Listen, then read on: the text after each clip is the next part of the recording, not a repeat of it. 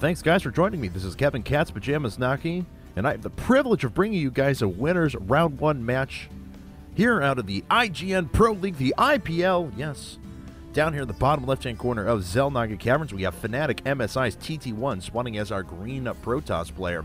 His opponent, here in the top right-hand corner, is a member out of Team Root. He is ROOTdrewbie, spawning as our red Terran player. So Protoss versus Terran. We are here on Xel'Naga Caverns. Of course, Xel'Naga Caverns is a dedicated 1v1 map. It means you know exactly where your opponent is at. There are only 2 possible spawn locations, and players have very, very prepared builds on this map as a result of that. You don't need to scout where your opponent is. It's not like Metalopolis or Shatter Temple. You could spawn close to air, and you might incline towards a little bit of Warp Prism or drop play. No, both these players probably have a great idea as to exactly what they're going to do. In fact, TT1 not sending out that super early scout, not sending that out on 9 when he drops down the pylon. He is just continuing to chrono boost a few probes for the time being. We'll see how economic he wants to be, what sort of build he decides to incline towards. Gateway now coming up for TT1 as well. Neither player opting to wall off. Of course, a lot of Terran players inclining away from the wall off in any matchup except for TVZ to defend against early Zerglings. And I've even seen a few Terran players that aren't walling off in that matchup either. It's rare, but it happens. Because, of course, a wall usually consists of a couple of supply depots in addition to the barracks that's positioned in the middle. Now, of course, what that barracks, what those supply depots do, they're very low health. And they're probably going to be the first structures that are actually attacked at the wall, meaning that it could critically put you in the red, hurt your supply if you decide to wall off, and you get attacked pretty early. So ROOTdrewbie now sending out his scout, same thing that TT1 is doing, making his way into the base. ROOTdrewbie putting up his orbital command, pretty standard build out of him.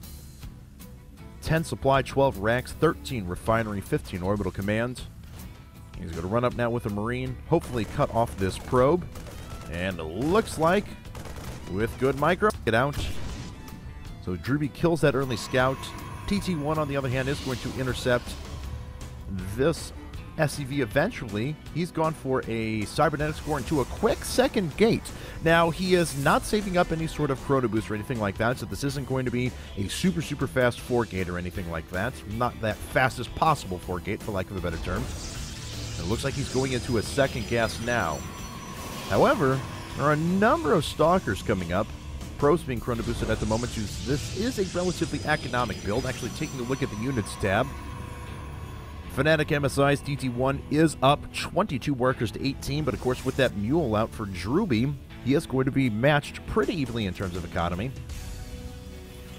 ROOTdrewbie now putting up a command center as well, went after a 1 racks fast expand. A couple of Marines coming out now for ROOTdrewbie. He is going to position his Marines around. Looks like he thought he was going to split those up. May go for the Xel'Naga Towers, but it looks like he's going to hold back for a while. Here comes TT1 out with a Stalker. And those Marines are going to have to wait for a couple of buddies to show up, as that Stalker will pick apart 2 Marines with relative ease and good control. So ROOTdrewbie, on the other hand, putting up a bunch of Marines at the moment, going over to a factory. His second refinery is coming up as well. Back over here on FnaticMSiTTI's side of things, he does have a 2-gate robo build incoming. We'll see what sort of robo tech he decides to go for. If he's going to incline towards Colossus, or just get out that early observer and just kind of find out what exactly is going on. As nice concave there for ROOTdrewbie. He does have all of those on hold position, and that Stalker is immediately repelled. So the Stalker leaving, and let's see here. ROOTdrewbie now is going ahead and producing a siege tank at the same time, so a Marine tank build may go into a Raven after this as well, especially when he decides to put down that next command center. Stalker has 1 kill to his credit, the SCV we saw before. This SCV leaving as soon as he sees that Stalker, going ahead and scouting for a couple of forward pylons. Not going to find anything, just retreating down Tasteless' secret hallway for the time being. Back on TT1's side of things, though, he does have another pylon coming up. This is still putting him on a 2-gate robo build. And it looks like he just decided to slap down an expansion. So TT1 is going after an expansion now. And we'll see what sort of Robotech he ends up going with. Now going to 2 more game weeks. We are going to see a 4-gate Robo build, still behind observers at the moment. 1 observer out. He's actually producing a second. So he is pretty solid on economy. 32 probes, 25 SCVs. Again, that mule will make up some of the difference. Drewbie going ahead and building another factory here, this time on a reactor. So a lot of Hellions going to be put in play with these siege tanks and these Marines. And another reactor being constructed on that barracks. Drewbie apparently happy with the amount of Marines that he has out at this point. And here is a missile turret going down. So right now, the observer for TT1 gets in. It does see that there were a number of units that were sitting there for Drewbie. So he knows that an expansion is imminent. TT1 actually about to finish his expansion as well.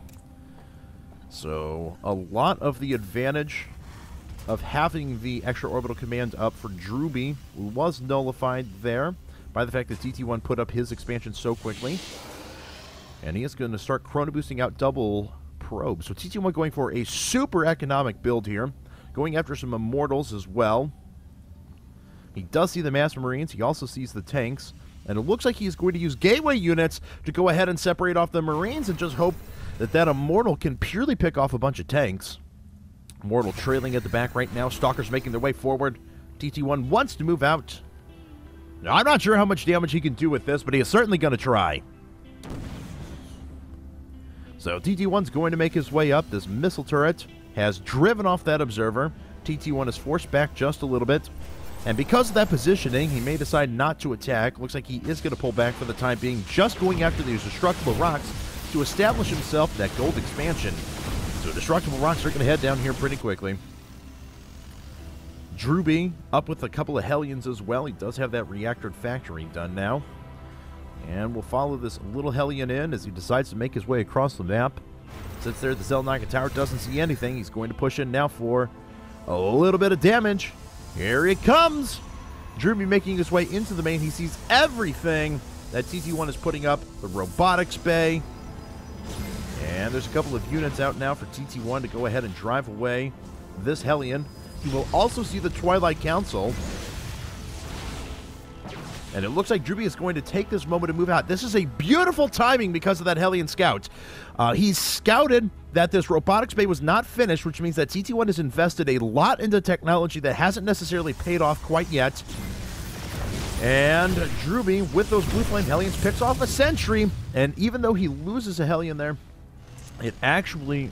I don't even know if he did. I think this Hellion was just down to very low health. I actually don't think he lost a Hellion there. Looks like he's going to push in now with his siege tanks. Here comes Charge. Charge is being researched. Nice job by Drewbie to drop down a couple of bunkers here. This is a pretty hard contain. And there's the Guardian Shield. TT1's going to move right back in. And Drewbie is not going to establish any of these bunkers. They are going to absorb a little of the damage, though. And it's really a question of how much damage can these tanks do. The Immortals are still up. They are doing so much damage. But it looks like TT1 is going to have to back off. Here come the rest of the Blue Flame Hellions. Those Immortals still standing, but down to very low health. Drewbie now going to get into a lot of damage to this economy. The middle line is evaporating. Both the Immortals go down. Here come the rest of the Stalkers as well. There's the GG. And Drewbie takes game number 1 to this best-of-3 set between him and FnaticMSiTTI's TT1 here at the IPL Winners Bracket Round 1.